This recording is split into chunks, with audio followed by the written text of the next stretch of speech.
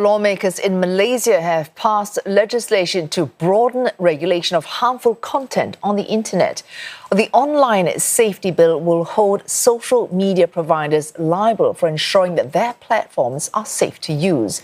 This includes protecting children under the age of 13 and restricting access to harmful material.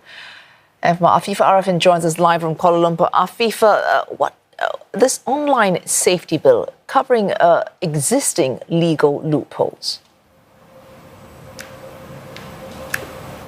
Well, it's been a long time in the making, with the government recognizing the growing need to regulate harmful content on the internet due to widespread use of social media across all ages. But the urgency surrounding this bill was intensified after a tragic case of when an influencer, Rajaswari or Asia, who is believed to have taken her own life following cyberbullying.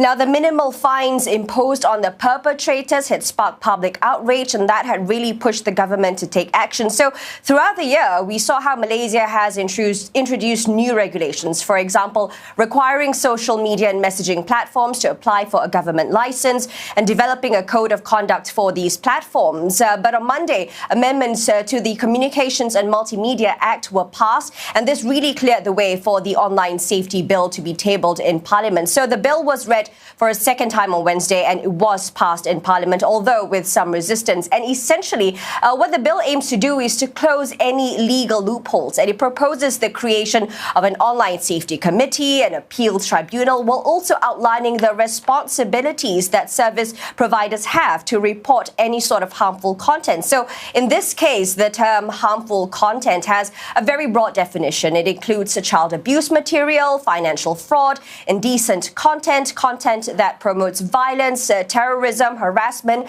as well as self-harm. It also allows the authorities to investigate non-compliance and to execute search and seizure warrants with a magistrate's approval, of course.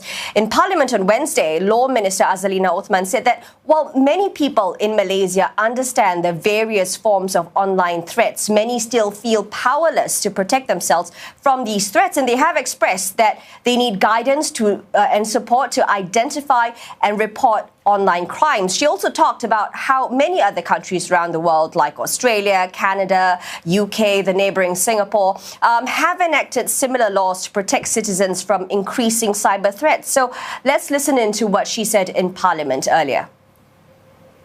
Poin yang dipertua, dunia digital ini ada ruangan yang kita kongsi bersama tanpa mengira usia, latar belakang atau kedudukan. Ialah ruang untuk kita bekerja, berhubung dan berkembang maju. Tanpa tanggungjawab, kita akan terbuka kepada lebih banyak kemudaratan. Rang undang-undang ini kita usahakan bukan sekadar dengan izin, a mere piece of paper, tetapi satu komitmen bersama oleh kita sebagai ahli-ahli yang berhormat untuk melindungi setiap rakyat Malaysia daripada ancaman cyber. Afifa, opposition MPs posing some resistance there, and largely because one of the concerns is that the notion of harm in harmful content might be construed so broadly that it might be misused, perhaps, by government authorities. Well, indeed, the bill was passed, but after significant resistance from the opposition bloc. In Parliament, a total of 77 MPs only voted in favour, 55 against, and there were 90 MPs absent during the vote. The opposition's main concern is the potential for Malaysia to slip into what one lawmaker called a digital dictatorship. One lawmaker argued that the definition of harmful content is unclear and at this point subjective. He also questioned who gets to define what is harmful.